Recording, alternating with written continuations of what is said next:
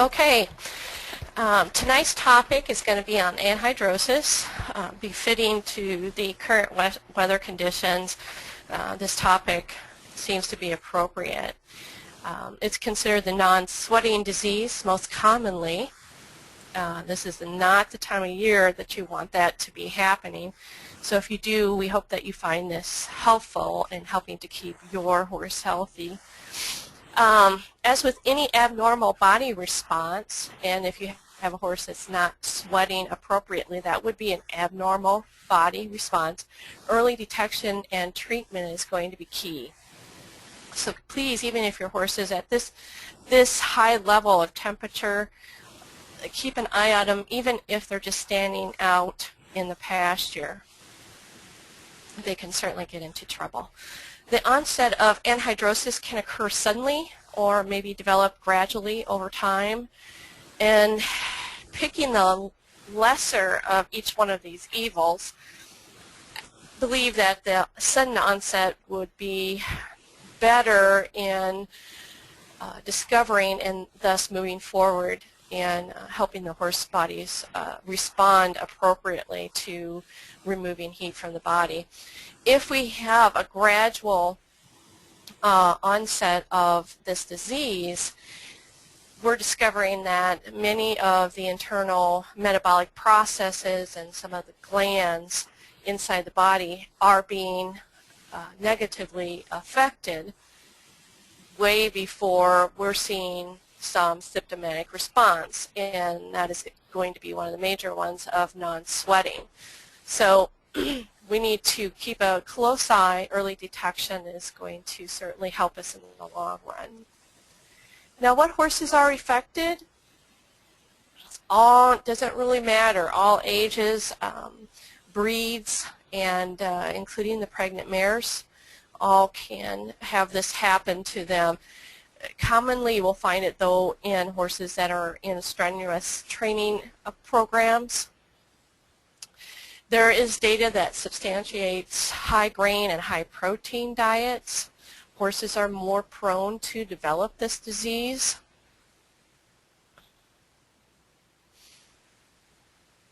So anhydrous, what we know at this point, appears frequently where high temperatures of heat are combined with humid conditions. Prevalence of condition in areas that are hot and dry are not prevalent. So it is certainly a factor if we have a tropical type condition or the humidity is high. So anhydrosis is the horse's inability to sweat for dissipation of body heat. Some of the symptoms that you could be seeing is that a horse will be panting heavily, even beyond the cessation of work. But even in this type of heat, you may begin to see a horse exhibiting this type of symptom. If most veterinarians, and from the data that I was able to research, believe that if they're still panting, if a horse is still panting beyond 30 minutes of cessation of work or training, is where you need to really get concerned. I feel, since I was racing in the endurance circuit, 30 minutes to make that determination is too long before you start treating the animal. They say that respiration or breaths per minute in a range of 60 to 120 reps is where you will see panting occurring as a condition in the horse. You will, best way to kind of get an idea of how your horse's respiration is at the current moment is to stand off to the side and near the rear where you can look at the stomach or the rib cage, and you will see that expand in and out, in and out. And you will count those as a rep. And you want to count what the respiratory rate is per minute. You will also see very little or patchy or no sweat at all on the entire body. You may also see elevated pulse, increased body temperature, of course. This condition is also known as the dry hair coat syndrome. You will also maybe see hair loss on certain areas of the body, over the head and upper neck. Again, this is the body's means of trying to remove body heat. So if it can get rid of hair in order to dissipate some of that heat faster, it will do that, or just the high temperature of the horse's body itself will have the hair fall out. Performance will be reduced, obviously, and the horse will have poor stamina. And you do risk collapse during exercise. In this type of heat, they could just be standing out in the pasture. You can still have this risk, and it can even lead to sudden death. As a horse is in training, or they're being asked to work, heat production in those skeletal muscles will increase up to and beyond 50 times. Thermal regulation is what is removing heat from the body. We're managing temperature of the body and the organs. There are two main mechanisms that a horse will do that, and that is via panting or via the lungs, respiration, and with sweating. Heat can be dispersed via the respiratory tract and accounts for 15 to 25% of the body's ability to remove heat from the body. But we're relying predominantly on the evaporation of that sweat, which is up to or accounts to about 65% of the reduction of that total heat loss in the horse's body. So the body's cooling will be at the rate at which heat can be dissipated by the evaporation of sweat. That will be dependent upon the rate of air movement across the skin and what is termed here the vapor pressure difference. In other words, if there's a lot of water or humidity in the air already, then that sweat is not able to evaporate. It is that evaporation that assists with cooling of the horse's body temperature.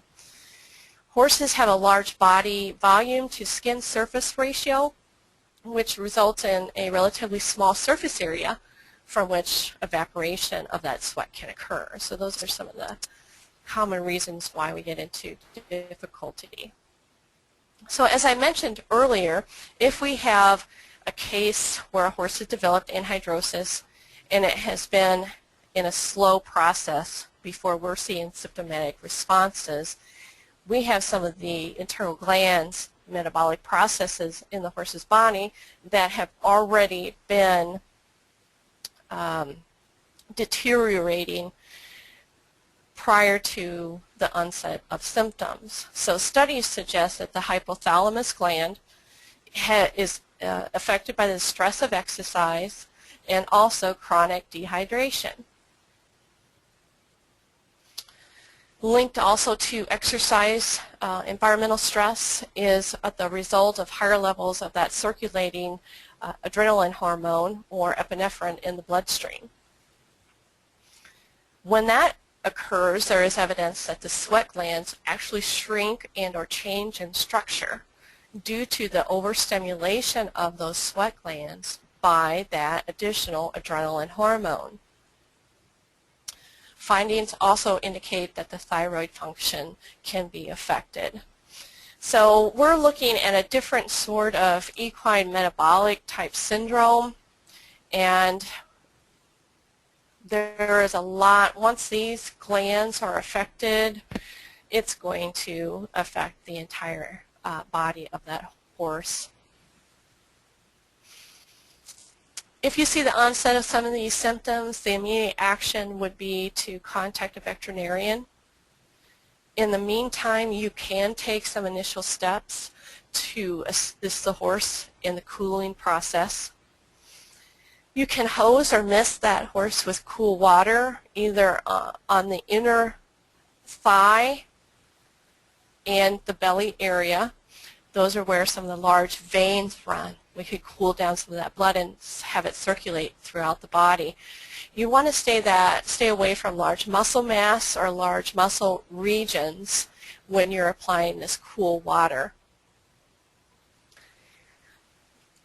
You will then want to wipe or blade the excess water off the horse immediately, because that excess water on the hair coat can retain heat and interfere with the cooling process. To assist with the evaporation of the sweat, you can stand the horse in front of a fan or in a breezy area to assist with the cooling process and the evaporation of that sweat. And of course, you just want to continue repeating this cycle once you see the horse reach a level of distress or a limited distress, and a key is that the respiration has been reduced. Some exercising tips. Conditioning and training and working a horse, we know, in hot, humid environments will open the door for this disease of anhidrosis. One of the things that you can do to prevent this occurring is to get your horse in shape before those hot months, those hot, humid months. So that can be even in the spring in some areas of the country. You can also exercise in the evening or the early AM. In temperatures such as this, it might be wise just to not increase the stress level of the horse. Horses are, once they're in condition, can maintain their condition relatively for a lengthy period of time. So if we're going through a heat period like we are now, it just may be wise to reduce exercise or eliminate the exercise program temporarily. If you do exercise, assist the horse with the cool down process. So reports indicate horses with a history of anhidrosis benefit from electrolyte supplementation prior to and during the warm, high temperature months. However, electrolytes are not the magic bullet. You can read a lot of information in reference to anhidrosis. Electrolytes are commonly prescribed, but there are some reasons why you have to look beyond finding a magic bullet for this condition.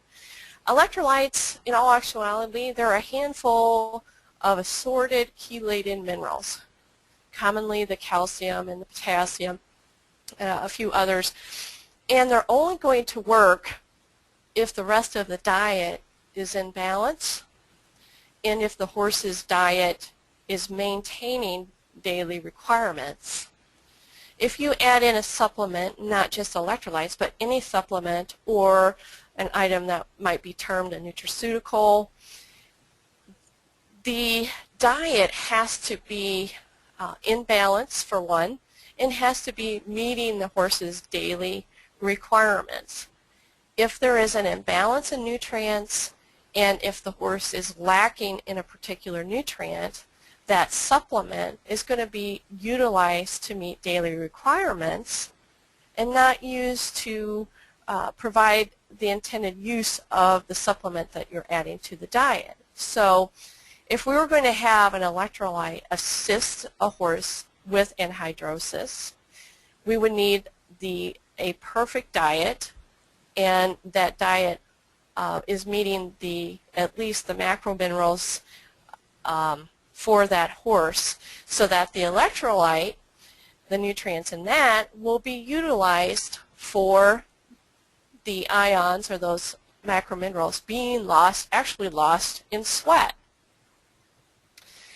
The only way that we feel that can be managed is with free choicing, and we can get into that a little bit later. But what is difficult when it comes to managing this is that it is very difficult to calculate what nutrients are lost in sweat, what nutrients needs to be balanced to this horse's requirement is at an exercise or in training.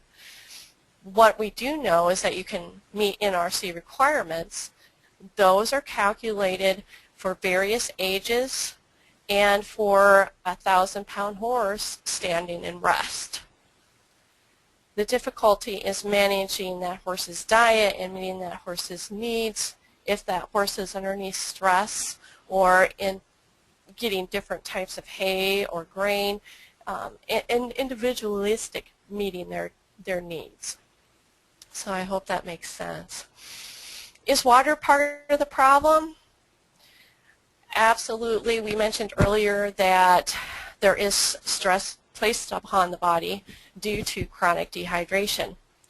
Now, dehydration can be caused by the horse not wanting to drink your water source.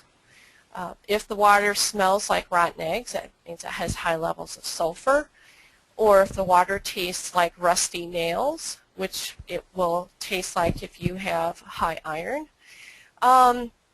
And horses also, their taste and sense of smell can inhibit water consumption even when there's chlorine in the water. Would you want to drink water that smelled like rotten eggs or had high iron content and tasted like rusty nails? A horse's sense of taste is going to pick that up way before we do. And so horses generally in this type of, or that have access to this type of water, will only drink what they need to maintain a certain level of health that that particular horse's body has become comfortable with. But we're not, and if that's the case, we're still opening the door because we're not reaching maximum hydration. And so we're opening the door for anhydrosis. So discussing your water content, maybe even getting a water test done may be necessary. There are minerals in water sources, and if we have hard water, that is going to inhibit the assimilation of some of those macro minerals like calcium and phosphorus and any of the potassium and any of those other things that are going to be in your electrolyte, but also in the remainder of the horse's diet. Now, with the diet nutrition, this is a supplemental protocol that I have always found the greatest success with. ABCs Plus is going to be added into the diet because we're going to be utilizing supplements. We want the horse to assimilate those natural occurring ingredients or nutrients from their hay source, which is what horses are predominantly need to maintain their weight condition on, and their digestive system is set up for, is managing forage and breaking down forage.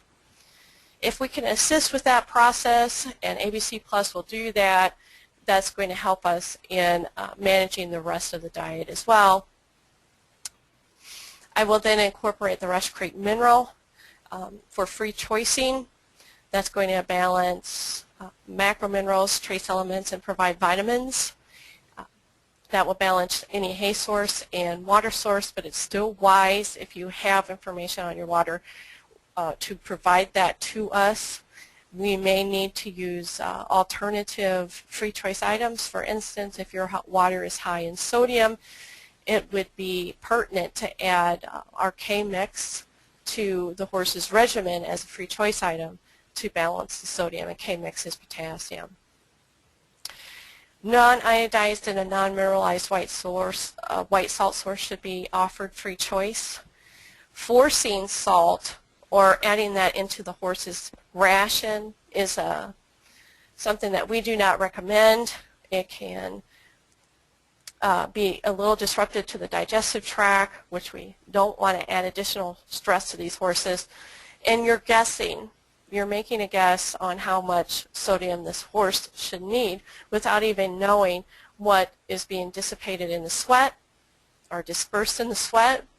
And if you don't have the right amount of sodium being added into the diet, you're going to disturb the sodium-potassium pump, and it's the sodium-potassium pump that assists with metabolism within the entire body. So salt, easy to get. A lot of people have a lot to say about forcing the salt, but it's also one of the easiest things that can make create the worst damage. Ions, which is our daily gentle electrolyte, is going to be incorporated into the diet depending upon the severity of the horse's condition. Rite will also or may be utilized to try and trigger a drink response. That is going to be upon the horse's response or ability to maintain hydration on its own and the quality of the water, or the severity of the condition can determine that. Amino 3 is a product that was formulated for this condition at the request of a longtime veterinarian friend. That Amino 3 product, when I utilize this protocol and assess the water at the same time, I rarely need to use that, but it is used a lot in the veterinarian world, and it is something that, if you're familiar with a product called 1AC, this is our version of that. It's not something I would incorporate into the diet right away. Again, it's considered a nutritional supplement. If these other nutrients in the horse's regimen is not being met, the nutrients in that product are going to be utilized just to meet daily needs. So we need to establish that nutritional foundation in order for these other supplements to be applicated to retrieve the response that we're going to expect.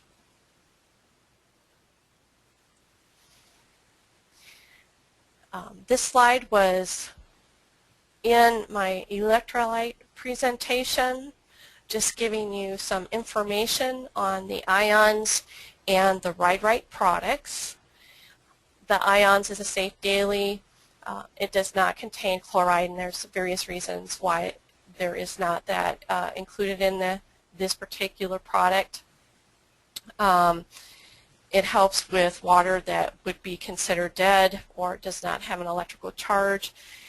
Doesn't maybe taste good, but it helps. The ions will hydrate at the cellular level.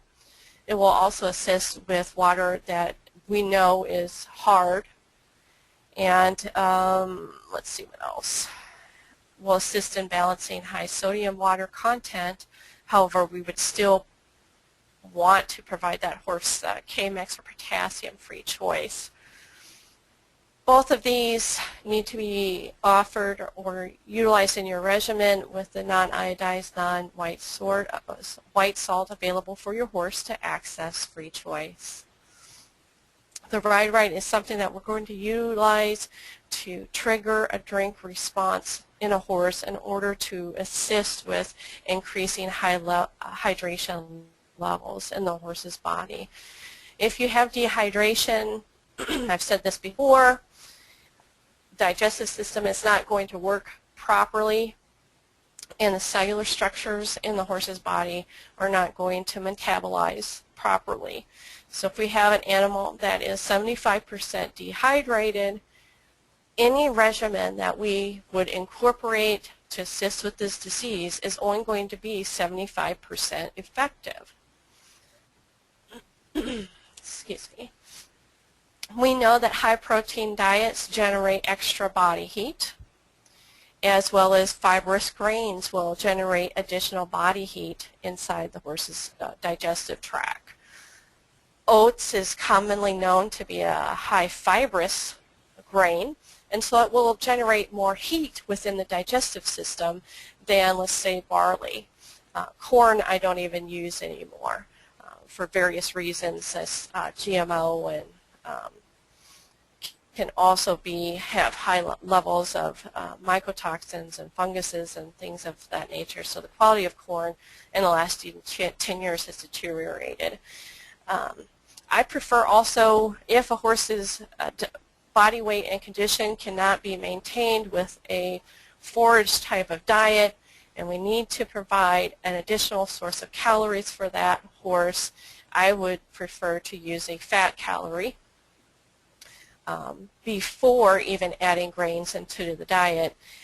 Fat calories, you don't have to feed as much because they're assimilated more completely than grains are. They're also assimilated more completely than hay is. So I like to use stabilized flax meal. You can use oils like coconut oil or flax seed oil, hemp seed oil. Some people use the black oil sunflower seeds. Again, that's going to have a high fiber content, but I believe that you can get the oil for that. So that kind of sums everything up. If you have additional questions, please don't hesitate to give us a call. And do realize that nutrition does play an impact on this disease and can be used to assist in moving the horse forward in a positive manner. And that's it, Carrie. Okay, great.